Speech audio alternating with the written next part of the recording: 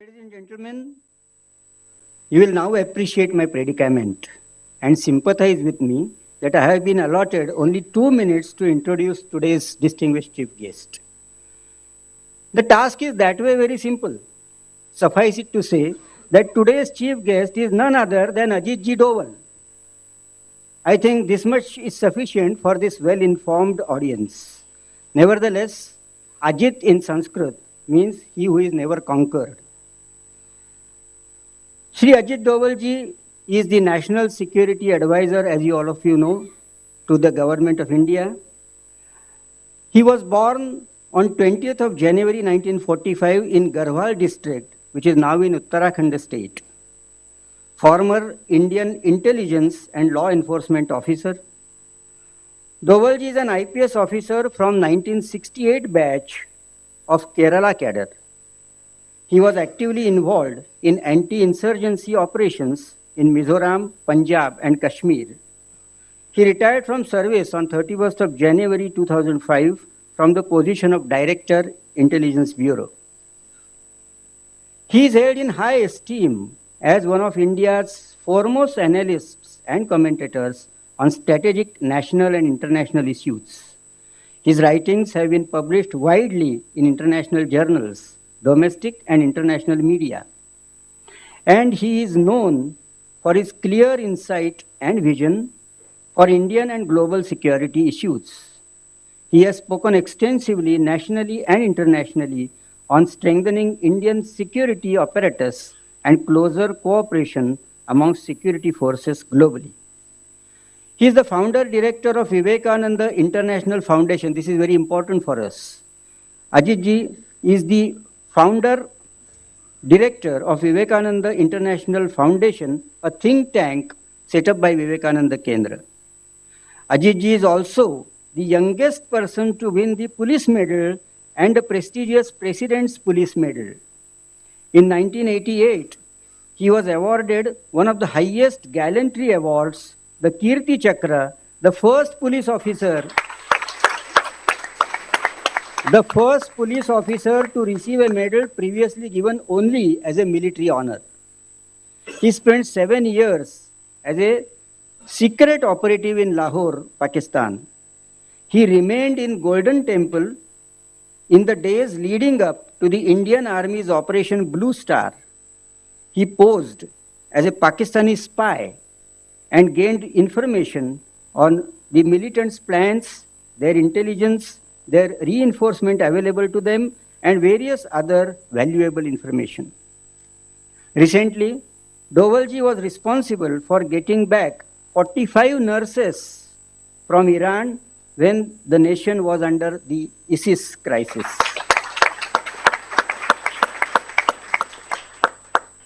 Friends, it's a great coincidence that we are felicitating this brave son of Hindustan on the birth anniversary of Netaji Subhash Chandra Bose.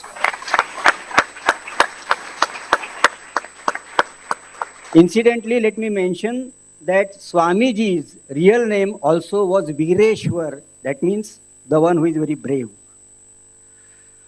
Ladies and gentlemen, in Sanskrit it is said, Nabhisheko na samskar simhasya kriyate vane, vikramarjita satvasya swayameva mrugendrata. That means there is no coronation, formal coronation of a lion as a king of the jungle. His bravery in itself is his kinglyhood. Before I request our respected chief guest to address us, we will felicitate Shri Ajit ji by presenting to him a very unique memento. I request the organizers. This is a very special portrait of Swami Vivekananda.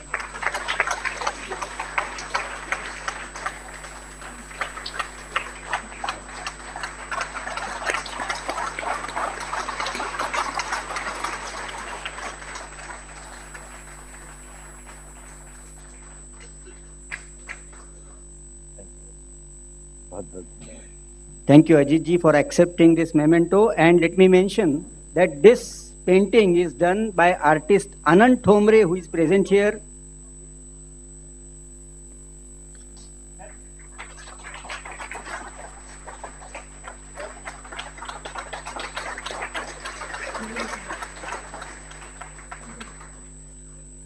Indeed, a very beautiful painting.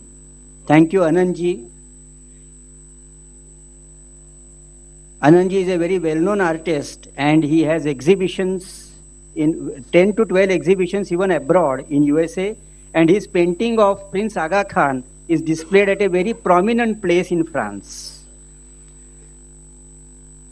Friends, this is a very beautiful venue of Principal Ellen Welingkar Institute of Management, and it was made available to us by its very kind-hearted director, Dr. Uday Salunke. He is today's truly the host. He will now present a memento to the chief guest on behalf of this institute.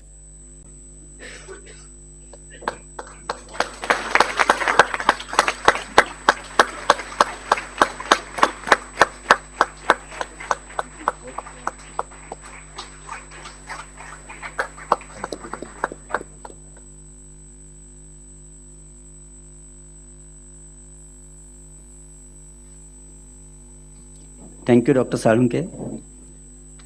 A brief announcement. Slips have been circulated among the audience. If you have any question, just write it down and hand over to our volunteers. Time permitting, Ajit ji will answer them. Let the questions be very relevant to the today's topic only, that is Ajit ji's association with Vivekananda Kendra. Ladies and gentlemen, all of you are also our very distinguished guests. And I hope each one of you has received a wonderful kit as a memento. It contains a treasure of knowledge. There are 5 books. One is Picture Biography of Swamiji, then Collection of Swamiji's Speeches at Chicago, East and West, written, it's a book on management skills of Mananiya Eknathji Ranade. Then Learning for Managers, East and West is written by Swamiji, and Learning for Managers is on the management skills of Eknathji Ranade. And then We Schools information booklet on the theme Global Citizen Leadership Program. Also the CSR material about the Vivekananda Kendra, both in hard as well as soft copy. It is there contained in the kits. And then a very special portrait of Swamiji, which will be handed over to you when you leave out after the conclusion of the meeting, because it's a very, the shape and the size is a little odd for you to hold a chair. Now friends, it's time for us to listen to the speech by Honorable Chief Guest, Shri Ajit Doval, for which all of us are so very eager. He will speak on national security and well-being of people in the context of Northeast. Shri Ajit Doval.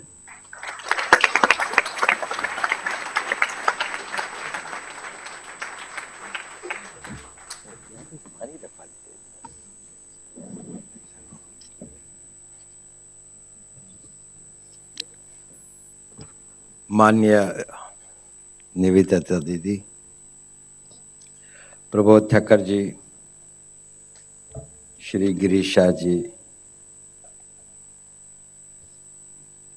यहाँ पर बहुत प्रतिष्ठित लोग और बैठे हैं, हमारे भानु जी, दीपक दा, हमारे जयराम बेगी जी और बहुत सारे लोग, प्रवीण डभौलकर जी एंड विवेकानंद केंद्र में मेरे साथ जुड़े हुए कई साथी यहाँ पर हैं। मैं उन सब का आभारी हूँ, यहाँ पर आए हैं। और यहाँ पर उपस्थित सभी महानुभाव, देवियों, सज्जनों, यहाँ पर आने के लिए और मुझे यहाँ पर आमंत्रित करने के लिए मैं आपका बहुत आभारी हूँ।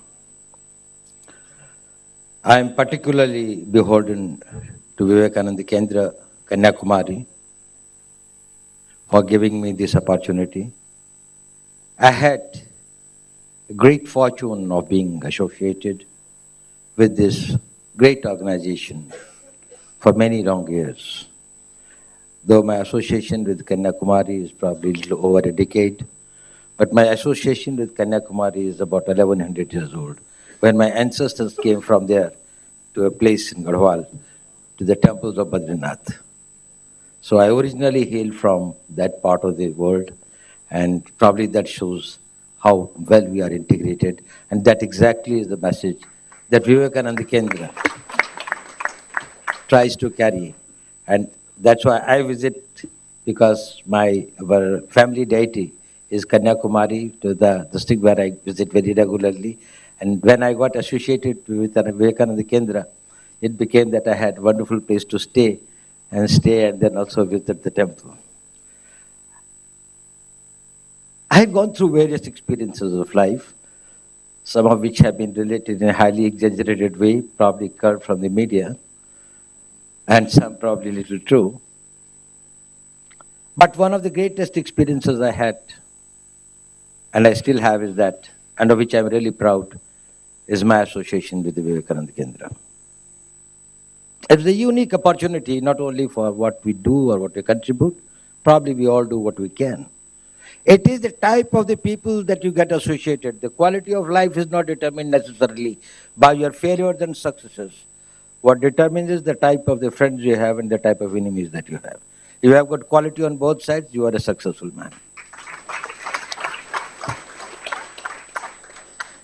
So it was wonderful working with a great team. And besides many things, I must say this is a very unique initiative. Talking about Northeast in Bombay, Mumbai now, probably is not something that one ordinary will comprehend, because it's too distant. Not many countrymen are interested in what's happening in Northeast.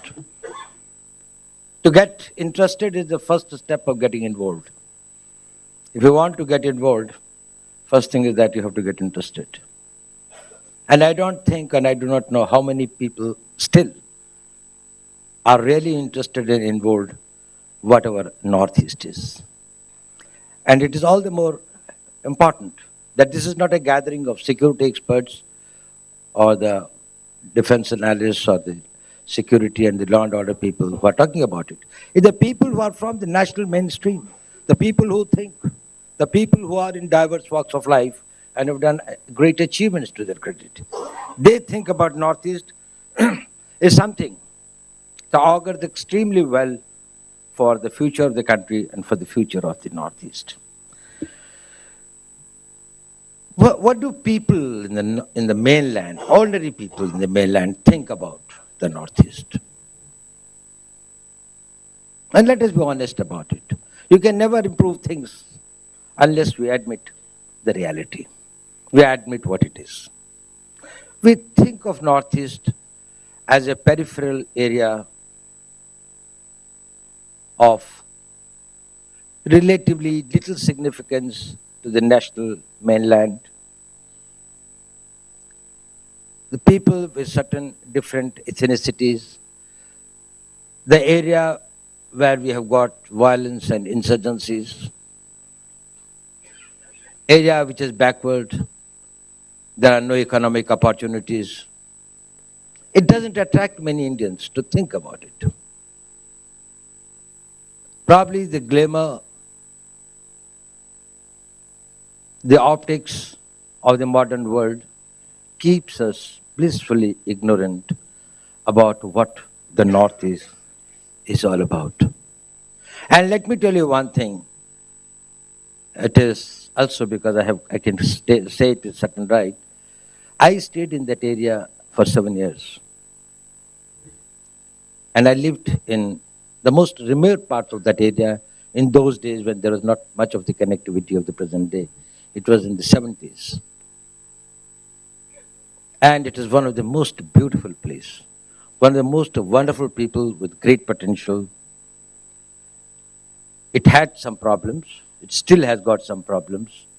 But probably the problem is not only that people of Northeast are ignorant about India. The greater problem is that people of India people of the mainland India are ignorant of the most important part of India, that is the Northeast. And one of the themes of my talk today is, I'd like to correct some of the myths and some of the realities about the Northeast. Whether it is about its importance, its strategic and geopolitical importance, its security situation, its people, and the opportunities. If anybody ever told you that it is of little national import, I must say that you are the most ill-informed person. There is no other part of the country which is strategically more important to us than the Northeast. And it is not some small corner of India.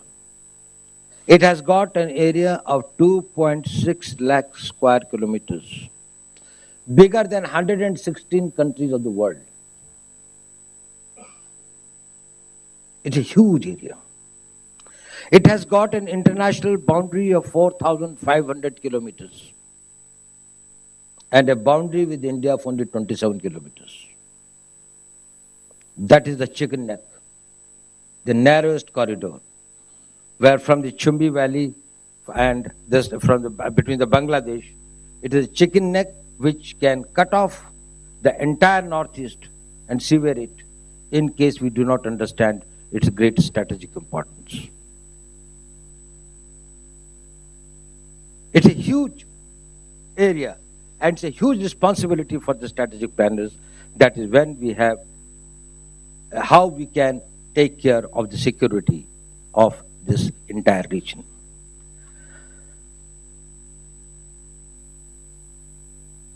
India has got the total land frontier of 15,000 kilometers.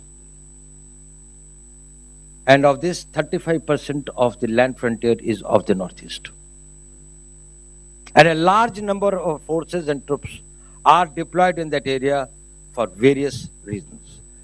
And one of the main is that it is not only that we have got insurgencies about which I will talk to you. It has got border with 4 important countries. We have got a border with China. It's a long border, about 1,126 kilometers, and a disputed border. And China is an emerging power and a possible threat to us in economic terms, in strategic terms, as a competitor in Asia. So we have got to do better than this thing. And for that, it's extremely important that the population and the people of this country feel that they are proud Indians. The first people who will defend this area are the people of Northeast. So the people of Northeast are extremely important for us. It is not only the soldiers and security people who protect the area.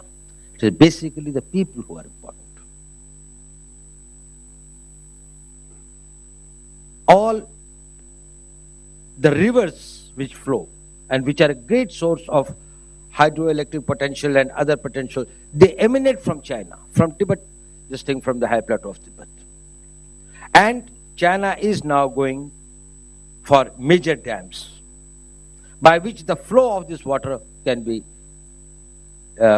probably can be diverted or can become less. That is a possibility, which will not only completely dry off this region, but also Bangladesh.